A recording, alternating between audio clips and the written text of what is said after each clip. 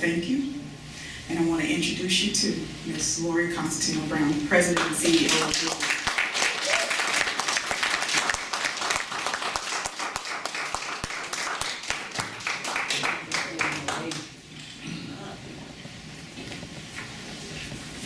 Thank you, Yolanda.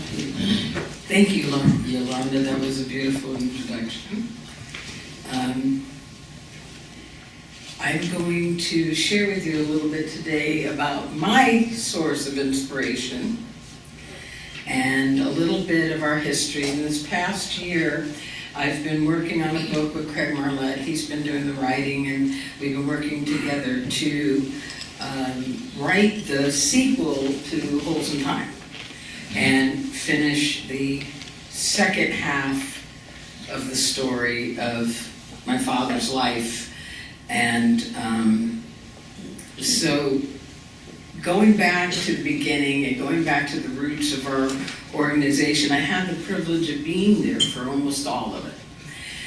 And it was powerful to me to really reconnect to those roots and the passions that developed who we are today as a bridge.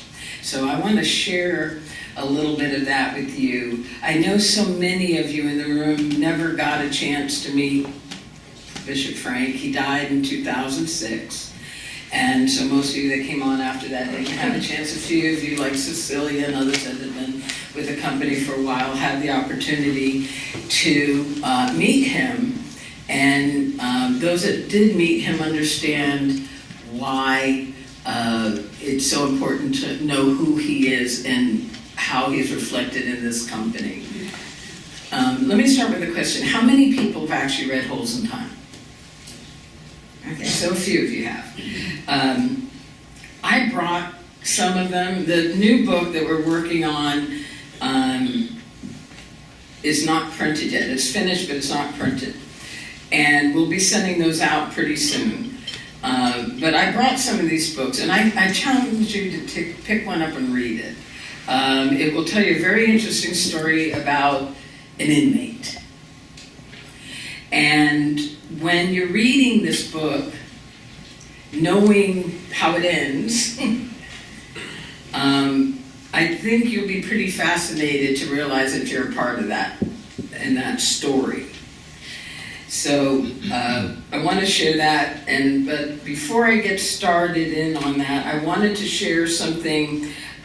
We had such a great evening last night, and we had some opportunity to just talk to each other and share ideas and do this. And this is spoken to my heart and the hearts of the leadership here that we're going to be, we don't have a date yet, but sometime between May and September of this coming year, going to be hosting a retreat.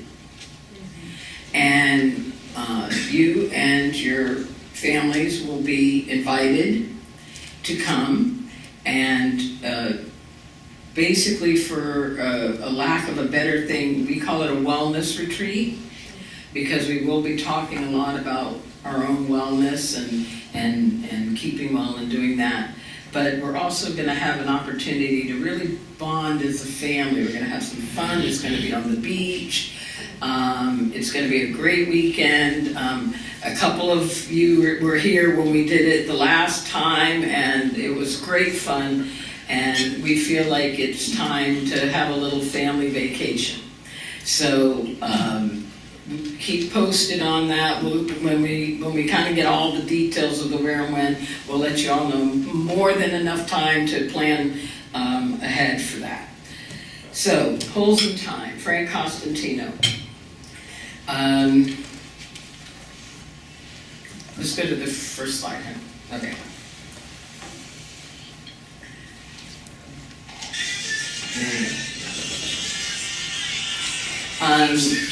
My father was kind of raised in a mindset growing up that the way you got ahead was by kind of being a wise guy. You had to have a hustle. you know, that kind of thing. He very street mentality, if you will. And for him, he loved being a thief. Now, not just any thief. He was not the common rank and file thief. He wanted to steal from like jewelry stores and fur companies and things, you know, these big heists, you know. And needless to say, one of those heists caught up to him. And he was sentenced to 22 and a half years in the Florida corrections system. Part of that, I think he started off in Rayford, went to Belglade. During the course of the time he was in prison, he was in Kissimmee work release. While he was in prison, he met a chaplain named Max Jones. We'll be talking a little bit more about him in the back, but he accepted the Lord into his life with that chaplain in a quiet, private little meeting. But something genuinely changed for him. And he realized that his whole life he had been a taker. That he took from everybody what he wanted when he wanted it. And he didn't want to be that anymore. He wanted to be a giver. He wanted to, what he referred to as not be a hole in time. The name of the book was from this, you know, saying that he had about, when you're a taker, you leave holes in time. Your negative impact on society. And he wanted to change that, and with God's help he did. And in 1972, he was released. He went to work release. Interestingly enough, work release was pretty new at the time, but he got paroled out after 4.5 years. Back when parole, that goes to show you how long ago that was. He got an opportunity to go to a work release, which was also fairly new at the time. And that was his first exposure to being in a work release and really understanding the value of them, because it gave him an opportunity to get a job and to be able to put down on a little rental house where he could put our family back together and do that. So going through the reentry process, I mean, he came out, had to deal with a wife, 4 children, and a baby on the way. See, that's the other problem with work release. Furloughs. So, yeah. So, yeah, he liked his furloughs. So you can imagine 4 little kids and 1 on the way and just getting out of prison. And one of the conditions of his parole was that he couldn't go back to Dade County or anywhere near it, actually. And so everything he knew, every contact he had, everybody he was familiar with, lived there, family, everybody. And so when he got out of prison, he just stayed in the area where the work release was and found a rental in St. Cloud, and we ended up in St. Cloud after that. During the time when he got out, he really felt called to go back in and just talk to the guys. And because he kept a very close relationship with the chaplain at the prison, he was allowed to go back in through the chapel. And he did almost every week. And he would go in and he would talk to the guys and try to give them hope. Hey, you can do this. You know, you can get out. You can put your life back together.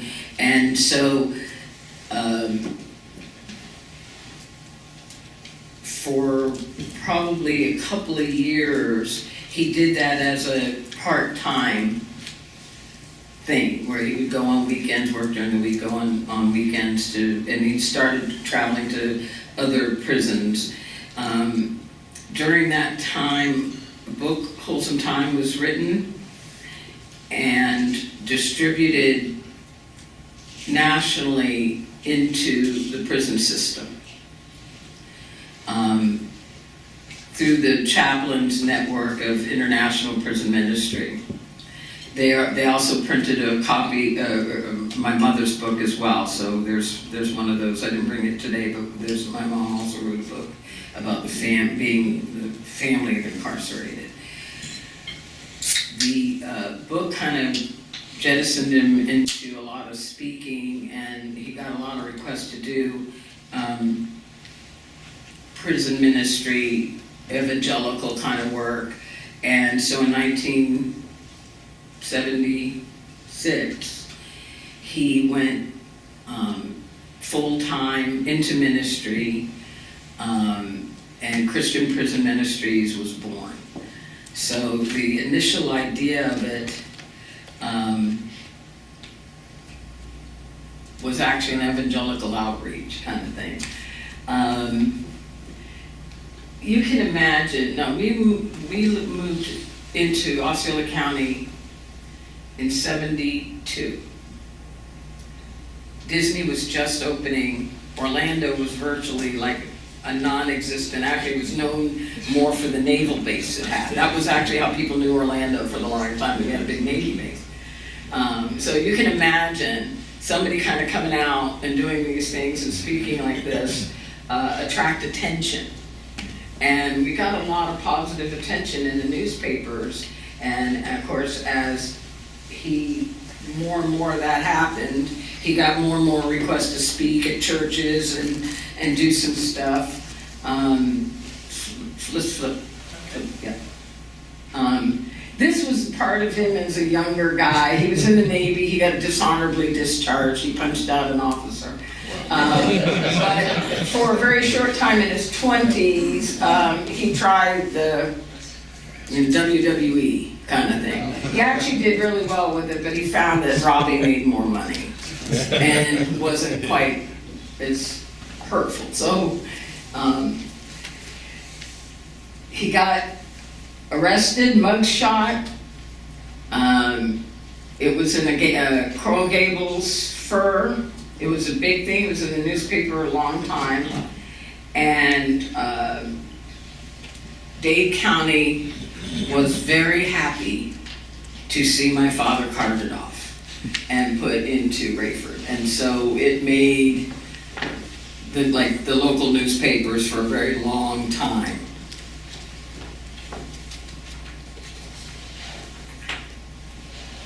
As I mentioned to you before, Max Jones led my dad to the Lord. Max became a very important part of the early ministry years. Max had worked also with my dad to develop the Orange County Jail Ministries. If some of you guys are familiar with some of the jail ministries, they worked and developed a number of them in Kissimmee and Orange County and other counties.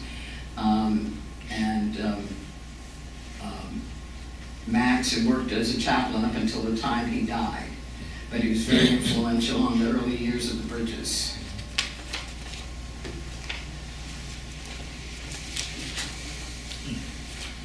I put this slide in because my father at heart also used to love to run restaurants. Our family came from restaurants, his family did. And he got this idea when he came out to open a restaurant that was a Christian restaurant while he was doing prison ministry. And it was kind of an interesting thing called the Genesis too. But it was over on Mills Avenue.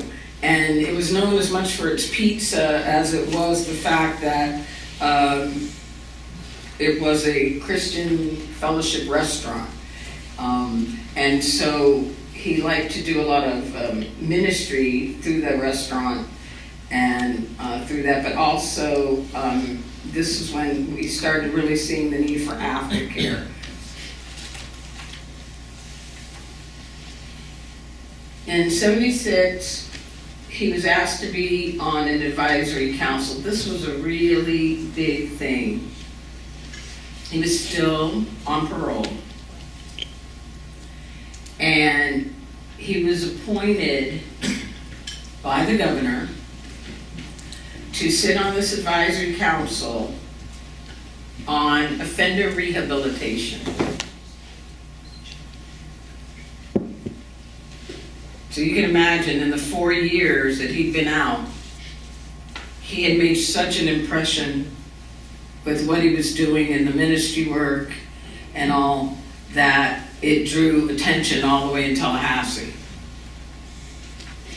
And at that time, the prison was busting at the seam and the recidivism rate was off the charts. So they were looking for, and he became an instrumental part from the very beginning and early end of teaching corrections to the best that he could, that they needed to think of the end game first.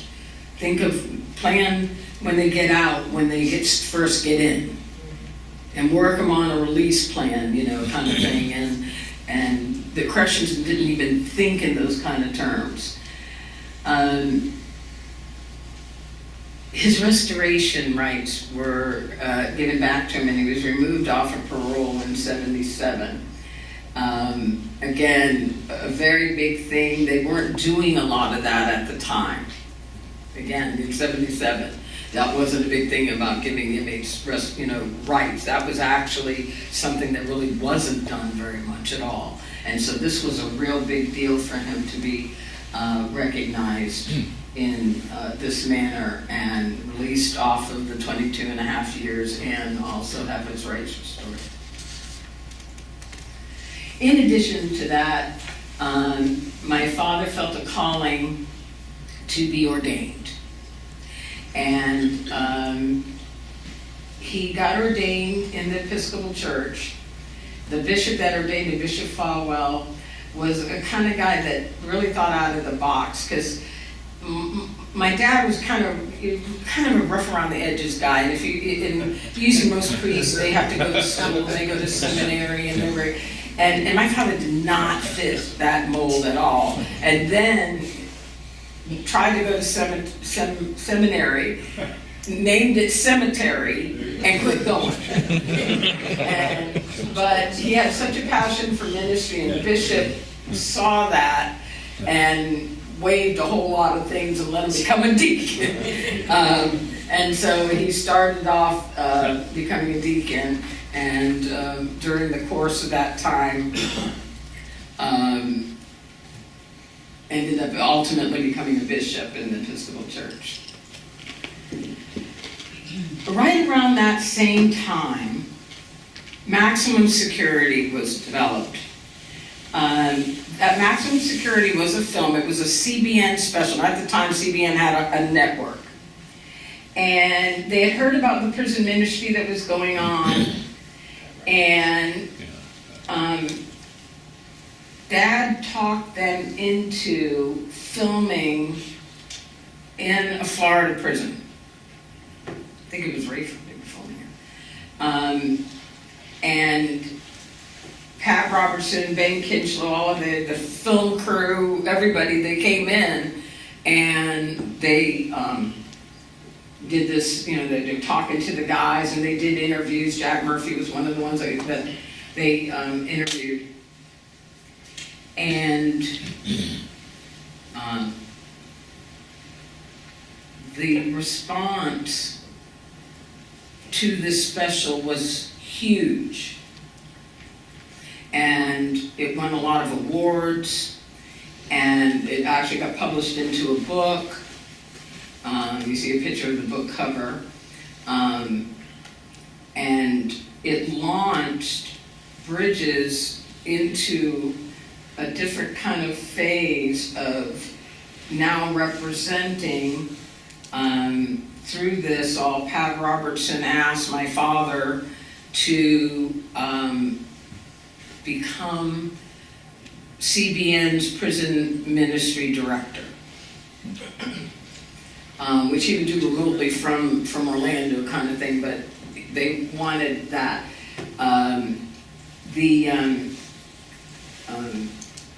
he also ended up doing that for PTL as well. But one of the main projects that they did was they had decided, now you remember there's no technology back in the day, they would put these TVs in the chapel and on death row where they could put them into the thing, some certain systems like that.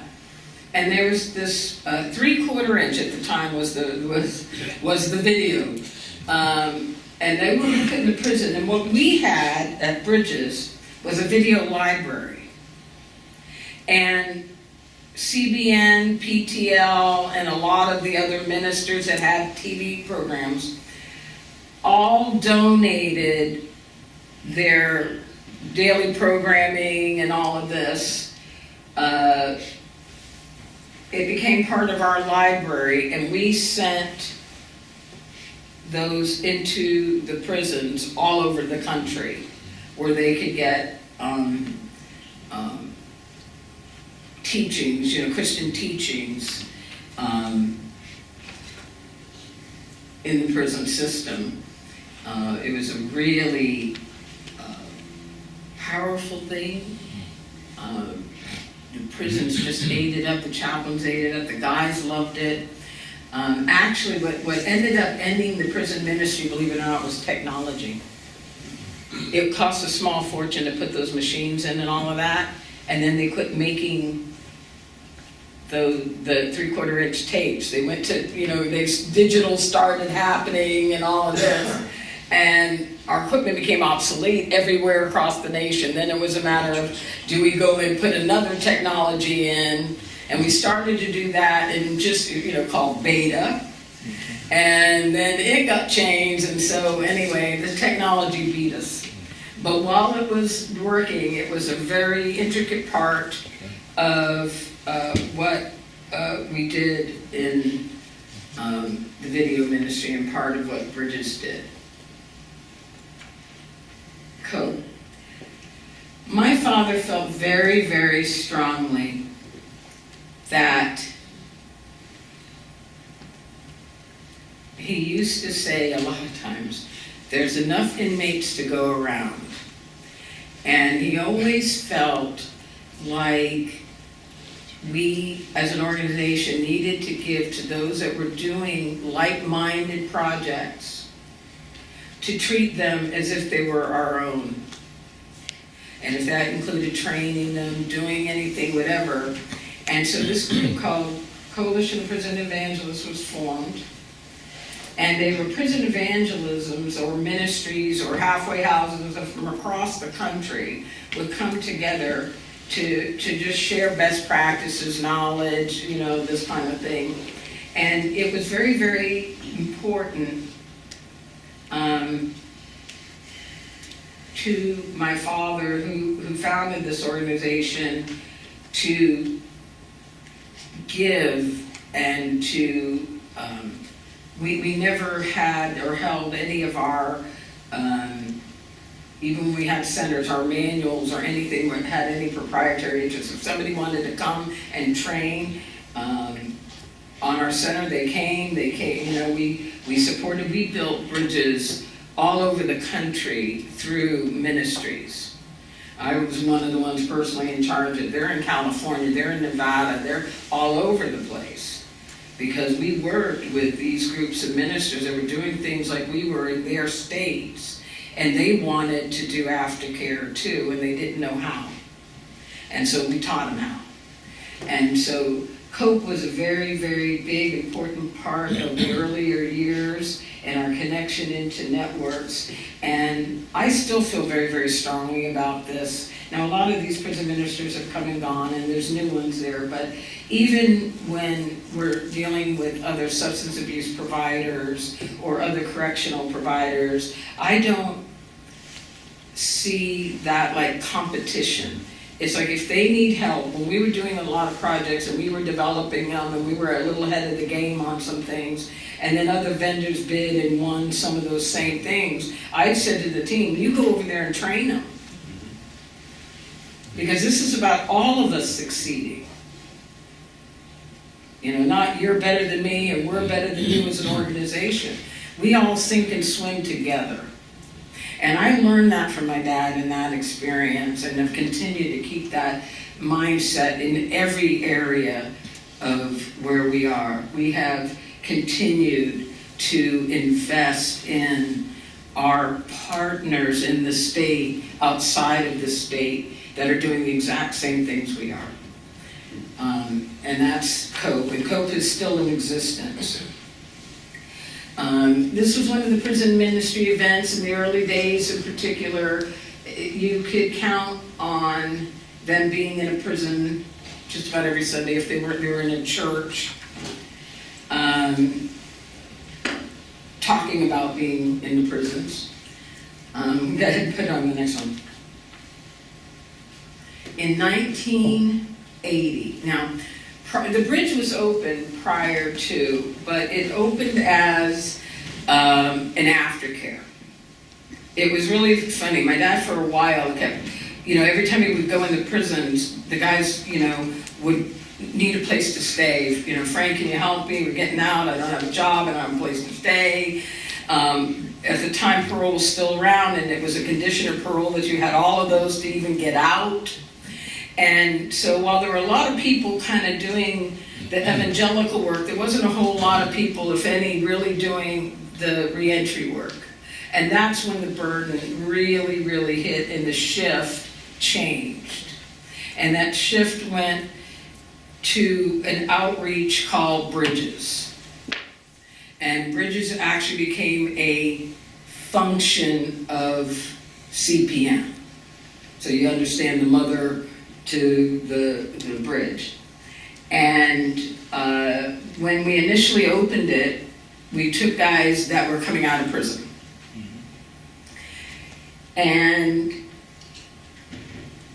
when Dad at the time had a really good relationship with Louis Wainwright, and it had to do with the advisory council and the years of working. And Louis kind of came up with this idea of, Frank, wouldn't it be great if you didn't have to wait for them to get out to help them, if we gave them to you in work release, where you could actually help them get a job, save money, do all of this, give them the treatment, give them all of this, and it was like, yeah, let's do it. And so Bridges of America was formed, and the first contract with the Department of Corrections was signed for 12 people on the Orlando Bridge. Now, the Orlando Bridge was kind of a funny story all in its own, because originally we functioned in a very small office on Amelia Avenue. We were looking for ground to put this reentry center, except we had no money. And finally, he found what was Springle Avenue and went to the board and asked to purchase it, and the board told him no, because he had no money. And somehow or another, and I don't know how, I know how, God helped him, he managed to get a loan. Some bank actually gave him a loan. You gotta keep in mind, you're talking about 4 years out of the pen, no real marketing job skill. He's doing ministry, so that kind of thing. And he's not only going to finance enough to buy the property, but he's going to develop it. So there was all of this, and a short story about how God works. We went into huge debt to open the bridge. Shortly after, a man came onto the property, had a big old wad of blueprints under his arm. And he came in and he sat down with my dad and he said, "We've decided not to develop Silver Star anymore. We want to develop Princeton." And at that time, where Princeton Road is along the bridge, that was our property. And they offered us enough for that property to pay off the loan entirely and have money to develop more buildings on the property. Wow. I mean, that's the kind of miracles and things that happened in the early days. Annabelle Mitchell and Louis Wainwright. How many of you guys recognize these two guys? Yeah, most of you, it's okay, some of you old timers certainly do. Louis Wainwright, by and large, is the premier correctional, I mean, he's the gold standard of correctional secretaries. When you go to ACA, they have the Wainwright Award, I mean, that's him. And he just really hit it off with my dad. He saw the sincerity. He believed that a person could change. He loved what my dad was trying to do. And after he retired, he came to work as a consultant for bridges for many, many years, up until he really retired. And helped us develop what our centers are today. Annabelle at the time was also head of the Parole Commission. That was when the Parole Commission actually had some power.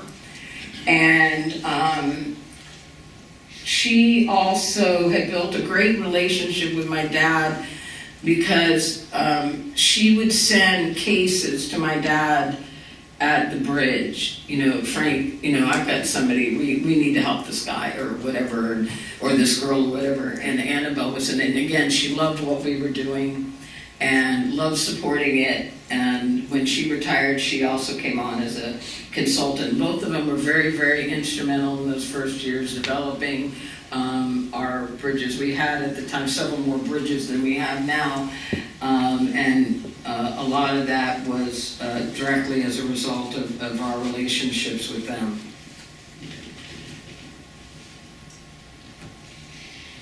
That's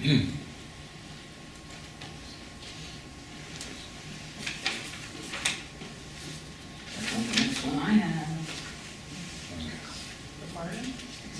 Okay, but I'll talk about it. My father received a pardon.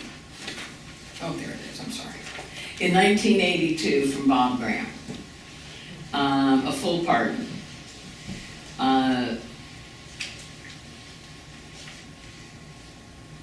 What Graham had said about my father and why he granted this was, if you're not an example of a successful reentry, I don't know who is. And he said, you have deserved this pardon. That was so huge for my dad. Not that he needed it to do what he was doing, but just to be recognized in that manner. He was so very proud of the fact that he had been pardoned in 1982. I still keep the pardon hung up in the office there. In 1986, we did a national prison invasion.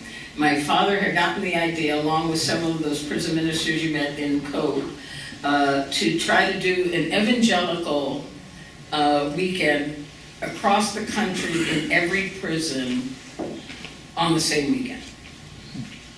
It was a weekend in December, like December 6th and 7th. And they actually pulled it off. It was a process, but the numbers on it were staggering. Something like 30,000 volunteers going into the prisons and all of this and doing all kinds of work in the prisons, and it was very, very successful. And my father's heart was never very far from wanting to do and reach into those prisons, particularly with an evangelical message. My dad loved speaking to inmates. He didn't like inmates. He told me that. He said, I don't like inmates. He said, you ever do time in prison, you learn not to like inmates. I assume guards were in there too, but he never mentioned it. But he loved talking to them and giving them hope. And telling them that they could live differently. And that message was the founding message of Bridges. You know, Charlie talked about, if you read his book, there were certain signs that hung up in the bridge when you would come to it, and one said, "The spirit of fear does not live here." And the other one said, "We believe a man can change."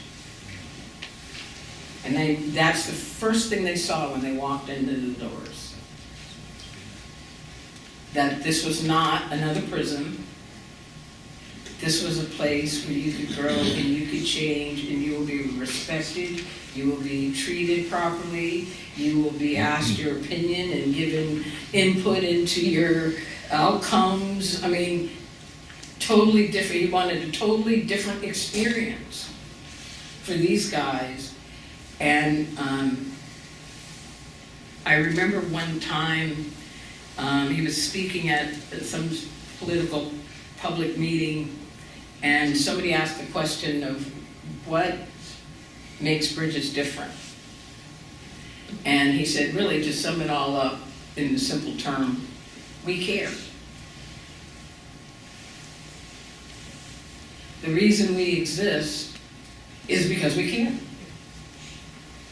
We're not there to warehouse inmates. We're not there to do any of that. We're there to make a difference. And like Cecilia was telling you, often when he came on the sites, the first thing he did, you know, most time, like when I come on the site, first people I talk to is the staff. When my father came on the site, the first people he talked to were the clients. And he asked them about how the program was going. And he addressed their complaints and comments. And then he reminded all of us, Cecilia, all of us, that we serve them. They're not here to serve us, we serve them. And it's our job to help them successfully re-enter into the community. However much help they'll take from us or whatever they would do. The Bridge has always been a client-centered program, and it will always remain a client-centered program. There you go. World missions. Every now and then you guys will hear us talk about different bridges that are not in the state. We were invited on many occasions to, when we started our reentry model in the bridge, the department and stuff started actually tracking our recidivism rate from the very beginning. And from the very beginning, it was astounding. Even before we became an official treatment center and everything, we're only measured by one measurement. Are the guys getting out and staying out? That was our measurement. And because we were so successful in that, it drew attention in other parts of the country, or in the world, where particularly the residential treatment model was what was needed. And because of that, we were invited to many countries. My father had a heart for that, and we built or helped build things in Russia, in Brazil, in Africa. I mean, we developed all over the place, working with groups that were there, Estonia, and a lot of these world missions still exist. There was one, for example, that he had started in Egypt. It took forever to get a 100-bed center opened in Egypt. And it was one of those projects when we were doing it that I after about 3 years of trying, I had given up on it. They finally got a small contract, and finally after that got 100 beds. And back about, I don't know, maybe about 5 years ago or so, when we were talking with them, they were managing 6,000 beds in the Middle East. So we made a lot of difference in a lot of places, bringing the bridge model to the world, and we still continue to do that and support world missions wherever we can. As I mentioned to you before, he was consecrated a bishop in the Episcopal Church. He loved being a bishop, but his heart for the church was not for the mainstream church. His heart was like the bridge that's on the Orlando site. He wanted to reach again into the what he considered to be the least, the lost, and the lonely. And he wanted to minister and have churches that ministered to that and through the chaplaincy. And so what you've heard probably before, the Society of St. Dismas was developed. And again, still exists, and our chaplains work under that society today.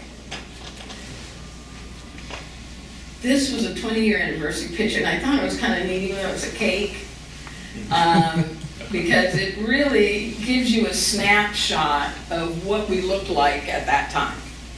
You have CPM in the middle there, that was the whole outfit. You had BOA over there, you had the World Missions over there, you had prison evangelism going on, and at the same time, through COPE, we had everybody from the country and everybody from the world flooding the bridge, trying to learn what we were doing. That was all going on simultaneously, folks. This wasn't one thing that became another thing. This was all and then some. We were so much bigger and started up so much bigger than just the bridge. Let's look to the next one. Believe a man can change. That is the single sentence that our entire company is built on. When Dad published the first little printing about his vision for aftercare,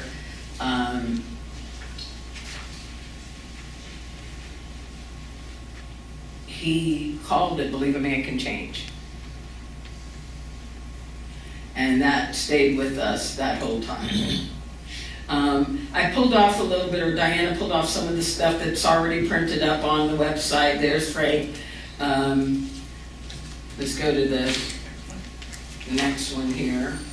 As I mentioned to you before, clients were very, very important to him. He loved speaking in front of the clients. He never missed a graduation if he could help it.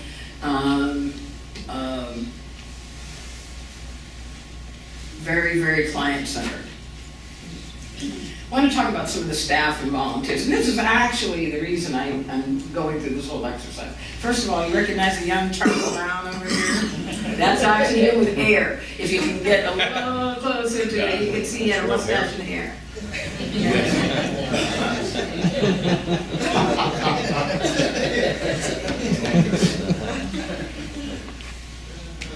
These were the early days of the bridge. This is like about late 80s, early 90s. And you have to know back then when we had staff, from the beginning, we have never been able to pay right. Because as a nonprofit, we were raising money, and even when we had contracts, they were very small. They weren't enough to support all the outreaches of CPM, so we had to do a lot of fundraising and stuff at the time. And even if you were hired for a job, you might be hired and said, okay, we're gonna pay you $200 a week or whatever, but that was iffy. Because when payday came around, you maybe got that check, you maybe didn't. And the people who worked for the bridge at that time were people that were so totally committed that a lot of times they worked for no money at all. And just said, pay me when you can. The common denominator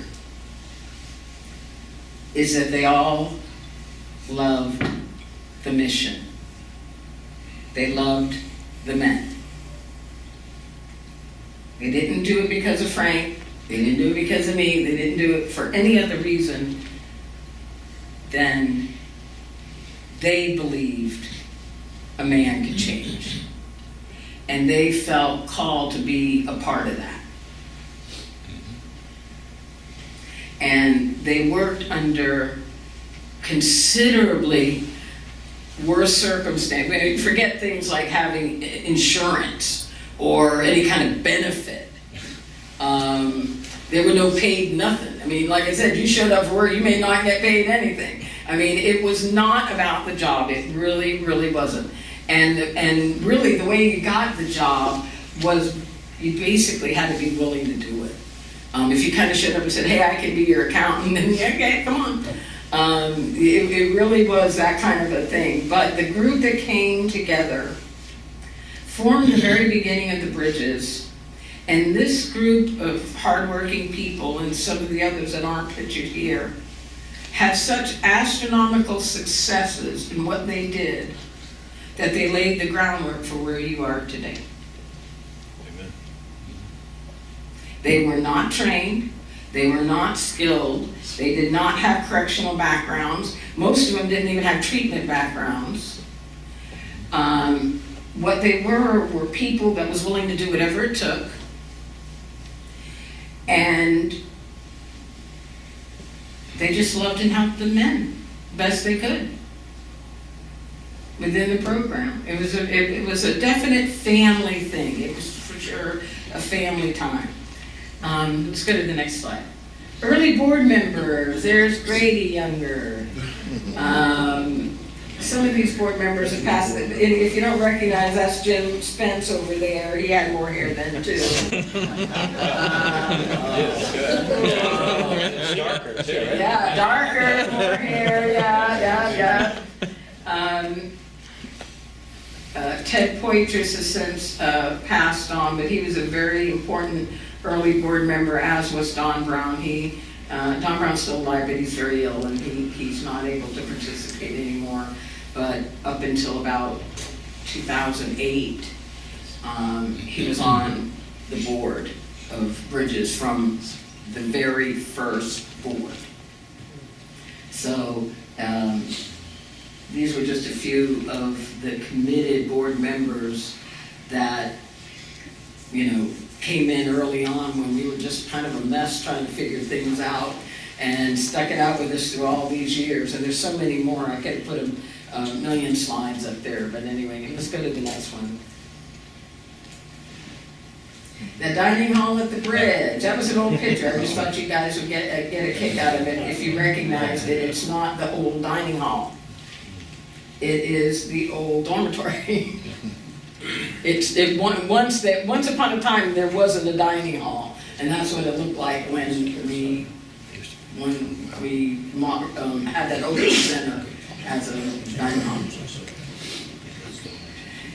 Blue chips and graduations. This was the first graduation of what was the new non-secure units.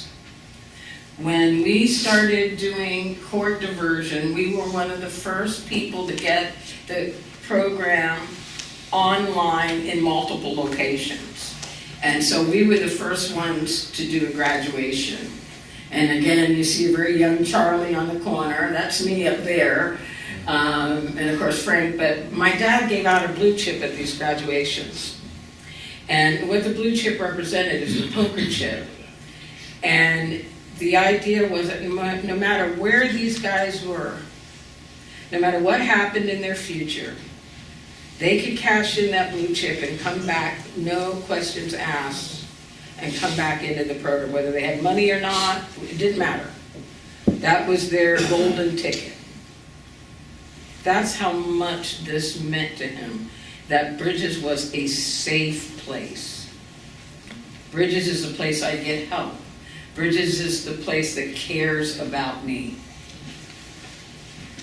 And the blue chip was a very important part of that. And my dad, like I said, never missed graduations. And when he came, that's what he did. He gave out the blue chips to everyone. Accreditations, you guys recognize certainly some of those. As we were figuring ourselves out and figuring out that we needed to be a treatment unit. Now you got to know at the time that we were figuring this out, the certification board was doing the same thing. There wasn't really treatment in the way that there is now. There was the certification board was just developing, the licensure for the state was just developing, and so the first accreditation we went after was CARF accreditation. We did that and was successful, and then we ended up letting it lapse and came back for it again. But my dad always felt very strongly that we needed to do the job right. And when I say he had zero tolerance for defects, he had zero tolerance. He wanted it right. And he wanted anybody that looked at the bridge to see it as a legitimate facility. And accreditation was part of that. And so again, we continue to do that. Family care, another unique part of our thing. Now, this was a 2010 thing that we did with Elmo, and you see the backpacks and all of that. Again, a unique part of our bridge was that we wanted to include the families, and we wanted to do ministry with the families. As I mentioned, my mother wrote a book, it's called Lady in the Shadow. I have copies of that. And she wrote about what it was like to have a husband in prison and little kids at home, and what her life looked like, and that when a guy goes to prison, his family goes with him. And so we never got far from that message either, and still don't. Family ministry is an intricate part of what we do as a bridge with our clients. And I think that also is very, very important to our clients, that we include their families every opportunity that we get. I'm going to flip through some of these really quick, but the bridge came on in 1980. You see some things. Turning Point came on in 1990. Came on as a residential treatment unit first.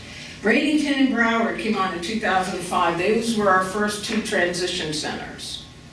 You heard Cecilia mention last night about her facility, and my dad approached the secretary at the time, Crosby, about this idea of a one-stop shop.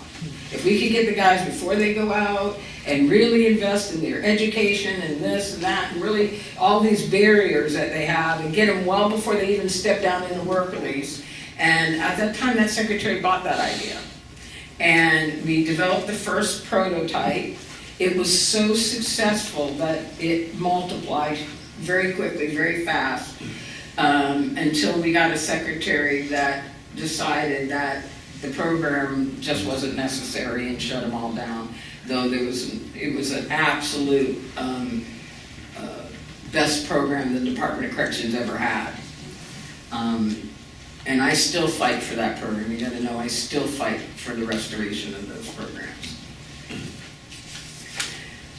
The Polk Bridge, the Jacksonville Bridge, the Cocoa Bridge, all of the bridges. When they came on, there were other bridges that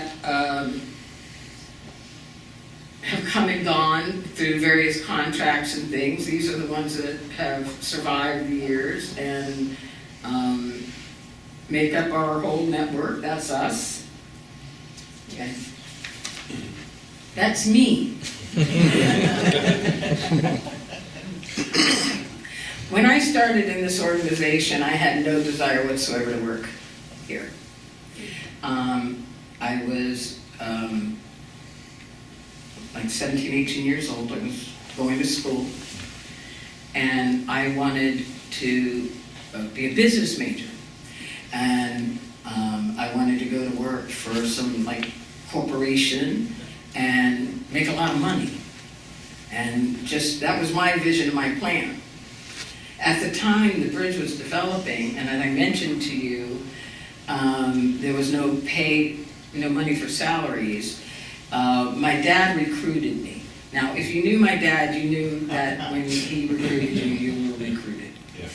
And so I would go to school in the mornings, come in the afternoon, and I was everybody. I was the bookkeeper, I was the mail answerer, the phone answerer, the letter writer. It didn't matter, whatever needed to be done, and I did it year after year after year. And there came a point in my career with the Bridge where I was really pretty burnt out and decided I really wanted to do something else. And I went to apply for a job, and I got it. And I went back and proudly pronounced to everyone in the corporation, particularly my dad, that I'm out of here. He wasn't even getting a notice. I'm gone. I'm done. This is hard work, and I'm done. And during that time, a friend of my dad's who was actually a board member, his name was Ben Harrison. Now Ben was another rough around the edges kind of guy, and certainly nobody that God would send a message through. But he showed up at my parents' house over the weekend, and I was there, and I was supposed to start this new job on Monday, and he said, God sent me here to tell you that you're not supposed to leave. You're supposed to stay here, and you really, really need to pray about this. And it really kind of pricked my heart because I kind of felt heavy about the decision. And needless to say, Monday came and went, and I didn't do it. But I think at that point, for me, it was the shift of me kind of being recruited in and me making a decision to be a part and contribute. And so even though my job didn't really change or anything like that, my attitude shifted and ownership was there. And needless to say, I became my dad's right hand in everything. My dad was a visionary, but he was not an administrator. And so you can imagine when you're forming a company and it's getting bigger and you got contracts and you got accreditations, that having a leader that has no understanding of administration or desires to can be a challenge. And that was my job. My job was to come put legitimacy up under everything. And so I wrote the first manuals, the first operational manual, the first health and safety manuals, all of those kind of things. I got a lot of fun in doing that. But what I realized was that it was my calling too. It wasn't just my dad's calling and me helping.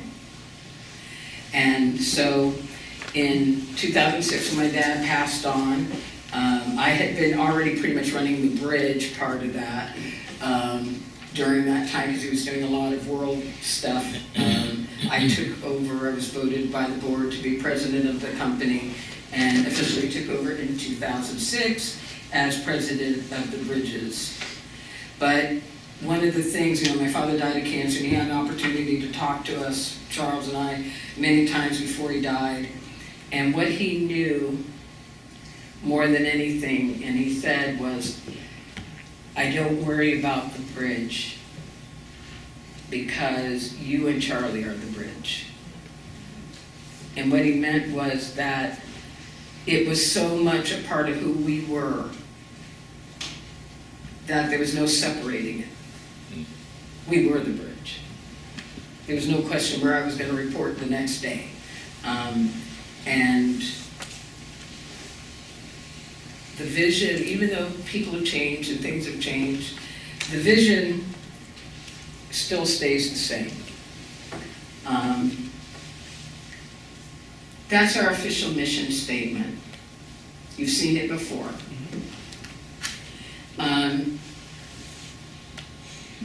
What it says is we care. And what's really important, and what I wanted you to get from this little, down memory lane kind of thing, was this organization was born from the hearts of people who've come and gone over the years, it's been since 1980, that loved this program, poured their life into their programs, poured their lives into the men and women that were in those programs, and made radical change in the lives of the people that they were, not only the clients, but the staff too. And so what I wanted to kind of bring you back is to our roots a little. to remind you what you're a part of. And now this is your time to make a difference. Your turn to stand up and to motivate your team to understand that they're part of a mission, that this isn't just a job. If they're there because of a job, get rid of them. They're not going to stay long anyway. And the only way that that passion is going to happen in your centers is if it happens in you. When you can say, I know why I'm here. I'm here to make a difference in the lives of the men and women in our care and custody because I care. And then take that back. And I promise you, if you get nothing else from this time together, if you just take what I've just said to you back, you will have the same kind of success they did. They had less to work with than you do. But they had heart. And the heart was what made all the difference. I thank you guys for listening to me. I know I took a little more time, but I really do challenge you to read the book, Holes in Time, get to know Frank a little bit better through his story. And when the new book is finished, and hopefully, let's say, printed in a month or so, we'll be distributing those to the centers to give to the staff and the clients as well. So thank you guys.